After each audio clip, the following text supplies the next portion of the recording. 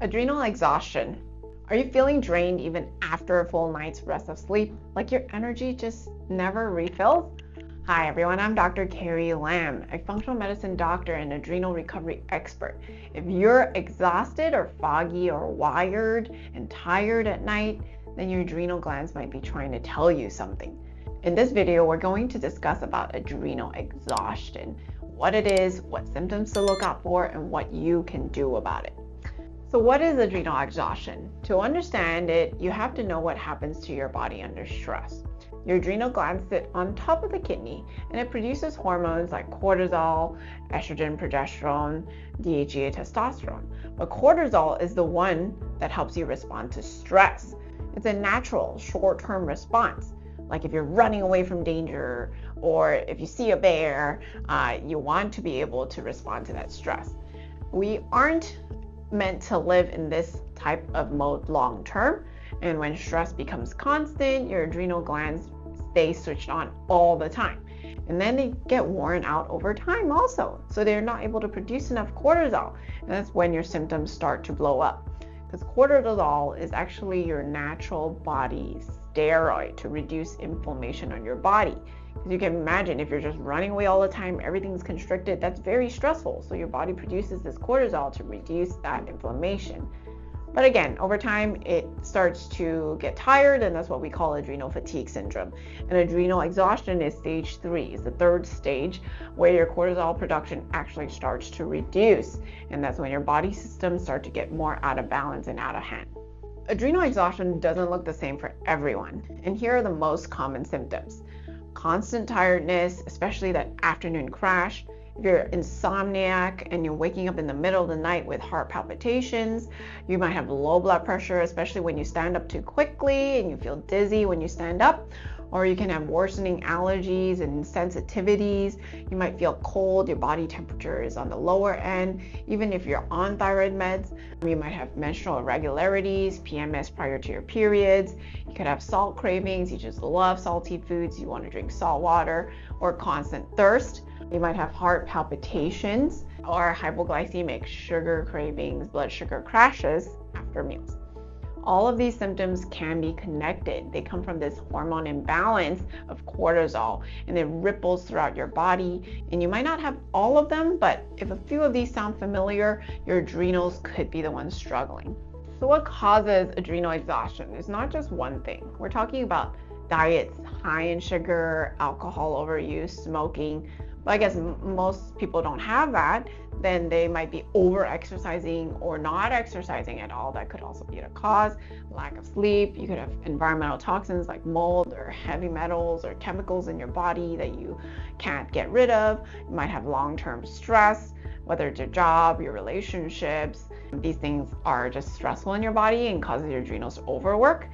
And also certain medications, like if you've been on antibiotics for a long time, if you're on any beta blockers or anything that actually reduces your mitochondrial energy, which a lot of meds do, then these are things that could also contribute to adrenal exhaustion.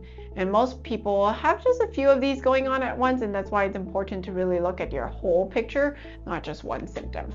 So what can testing review? Okay, to confirm if you have adrenal exhaustion, you might need testing, but a lot of times you don't. Your provider would be able to tell even just from knowing your symptoms. But if you wanted to look a little further, then you could look at your cortisol levels in your saliva, in your blood, or your urine. The saliva testing is especially helpful because it measures your free and active form of cortisol throughout the day, multiple times throughout the day, morning, noon, evening, nighttime.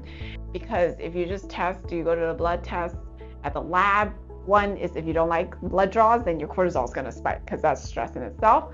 And number 2, you can't really go get a blood draw 4 times throughout the day, even at nighttime or first thing after you wake up. So that's why it's beneficial to get the saliva where you can do it at home in the comfort of your own bed and on your own time. And if you see that your cortisol curve is just flat all day or flat, like low in the morning, that means you're not producing enough cortisol in the morning. Or if it's high at the wrong times, like maybe in the evening and the nighttime it goes high, then these are all red flags. There's definitely adrenal dysregulation here. Your cortisol is not producing at the right time. normally supposed to be high in the morning and comes down throughout the day naturally, so your body gets ready for bed. Remember, testing is just one piece of the puzzle. I would also say you need to look at your whole symptoms, your lifestyle, what you're doing every day, and that will get you a true whole person view of your health. What are effective ways to actually manage adrenal exhaustion? Well, here's what can help. The first is nutrition. Okay, focus on whole foods, colorful meals, key nutrients, vitamin C, E, B5, zinc, selenium. These help all support your adrenal glands. And next is meal timing.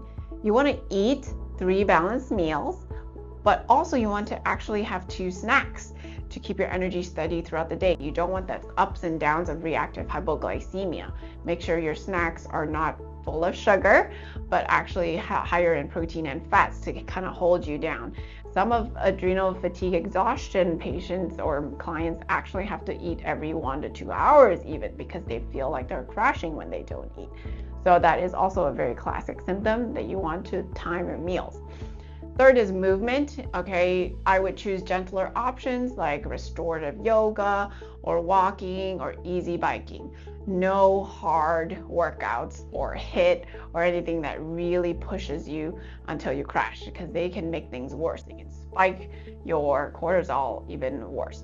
Breathing is the next thing. You can do adrenal breathing where when you take a deep breath in, your diaphragm comes down, because that's where your vagal nerve lies. So you really want to be able to work on the parasympathetic nervous system to calm your system down. And when you take a deep breath out, it goes back in, and you're kind of focusing on your abdominal breathing here. And lastly, supplements are very important to give us the right nutrients, because it is hard to eat 60 oranges a day. How do you get your vitamin C, which your adrenals need to make cortisol? Well, you need to take them sometimes in supplement form to help balance your cortisol, reduce inflammation, restore energy. Start low, go slow, especially if you're sensitive. Always check with your provider before starting or adding new supplements. After the vitamins, you can even add on adaptogens and herbal extracts, but really you want to start with the foundation and get to the root cause. Adrenal exhaustion is real, but it is reversible. You don't have to live in adrenal fatigue. With the right support, the body can heal. If you found this video helpful, hit like and share it with someone who needs to hear it. You're not alone through adrenal fatigue. There is help for you. So subscribe, stay updated, and we can provide you more science-based insights on how to support your adrenals and your health and restore your energy naturally. I'm Dr. Carrie Lamb, here to empower you to take control of your health.